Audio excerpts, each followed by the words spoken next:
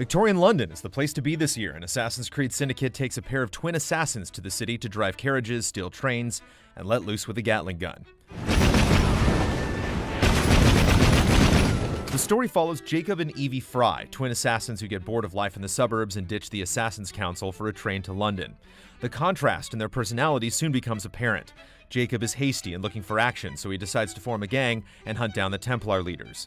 Meanwhile, Evie is more thoughtful and begins searching for clues to find a piece of Eden rumored to be hidden somewhere in the city.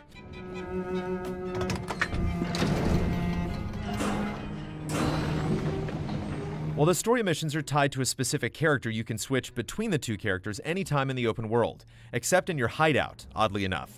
Aside from a few advanced abilities, there isn't a significant difference to how they play, but with a full experience system, you can build one to favor stealth while the other favors combat until you have enough skill points to max out both. She's not allowed in here! The pair's personality is portrayed through constant bickering. It can be entertaining at times, but Jacob is usually painted as an unlikable jerk and a bit of a screw-up, as Evie's missions often involve cleaning up after him. Evie is the more rational one, and she engages in more puzzles, but her story eventually feels underdeveloped in the game's later sequences, which focus almost solely on Jacob.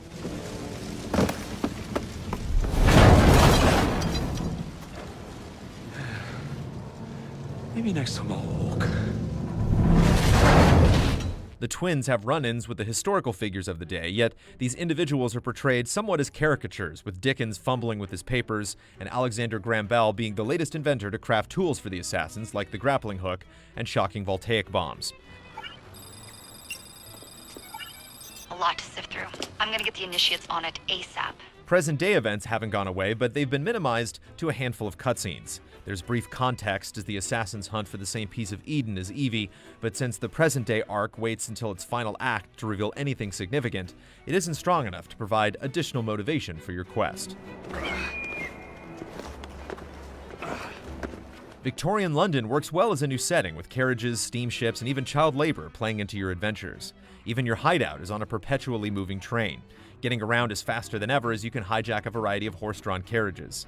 However, there are off-putting moments where you're essentially engaged in demolition derbies, encouraged to ram attackers and smash lampposts, as if the horses are bulldozers rather than living creatures. Your other new way of getting around is with the grappling hook, which feels fantastic as you scale buildings, and it can also be used to zipline across gaps, saving the trouble of dropping to ground level or vaulting over obstacles.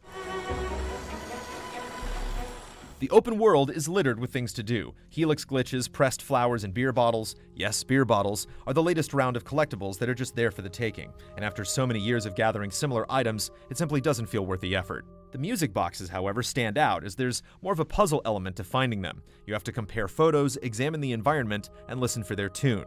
The main downside is that with 32 to collect, even that process can get a bit exhausting. What could be happening? That looks like trouble over there. Just my luck. Gang warfare in the city mostly comes in the form of taking territory in each district and often doesn't require your gang's involvement at all. You'll assassinate a Templar, kidnap gang leaders, or free children working in factories to take each zone. When you own a full district, you can start a gang fight to seal the deal. The problem is these territorial goals quickly become repetitive, and there's not much to make killing one random target stand out from the next. The kidnapping segments can feel especially silly as your captives are often stuck in an endless dialogue loop. And if you blow it and get spotted, many times they'll patiently stand and wait for you to finish murdering their crew rather than running away. Thankfully, there are a number of side quests as well involving your associates, such as the crew running your train, Charles Darwin, and Karl Marx.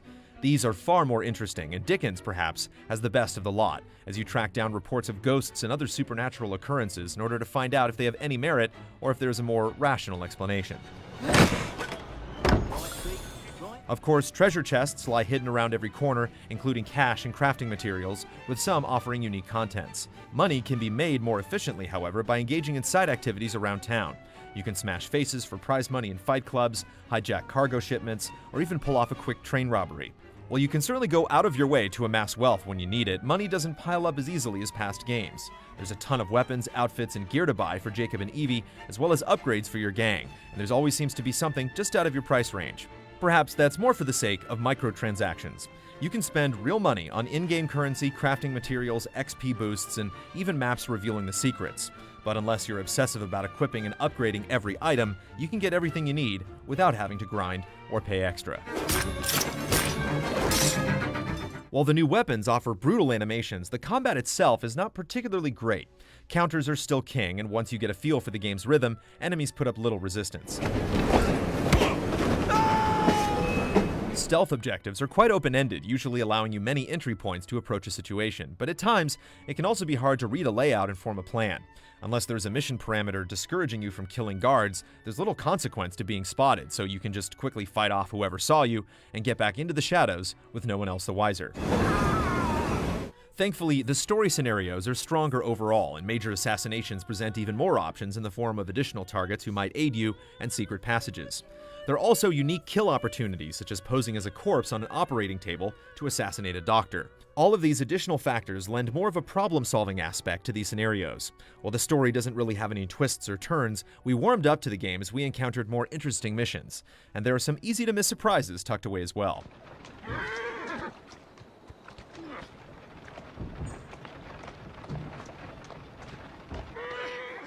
In terms of glitches, we saw nothing like the missing faces in Unity, although there is occasionally an out-of-place citizen or an amusing break in a street sweeper's animation.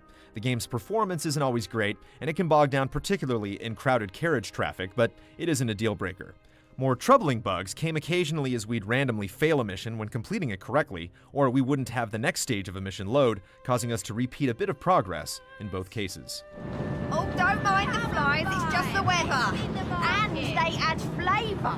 The environments in Syndicate's London are quite beautiful and full.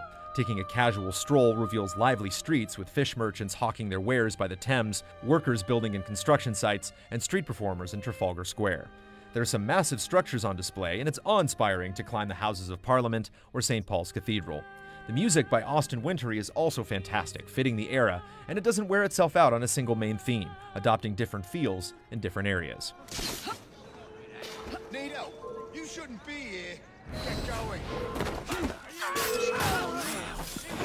Assassin's Creed Syndicate makes some strides forward with more substantial side quests and interesting story missions, even if the plot itself doesn't really go anywhere.